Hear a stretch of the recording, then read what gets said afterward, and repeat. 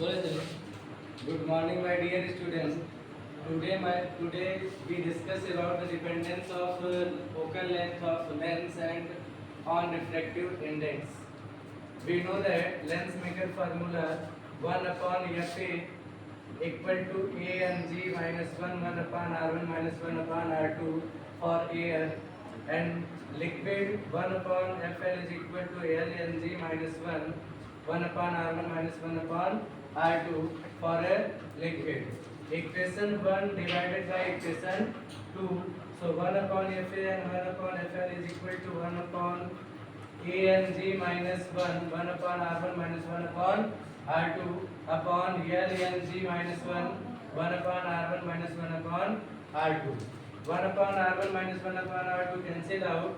So Fl upon Fa is equal to A and G upon A and G minus 1 upon L and G minus 1. That is equation 3. So Fl upon Fa is equal to A and G minus 1 and A and G minus 1 upon L minus 1. So Fl is equal to A and G minus 1 upon A and G upon A and L minus 1 into Fa.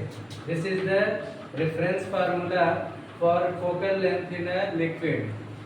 For case first, if A and G is greater than A and L, if we immerse the lens in a liquid having refractive index is greater than liquid, so Fl is greater than Fa, so Fl is equal to positive. So lens we have as a convex lens. So lens we have as a convex lens. So we now discuss about case second. So if A and G equal to A and L, Fl equal to A and G minus 1 upon 0 and Fl equal to infinite, it we have as a glass plate and having power is 0.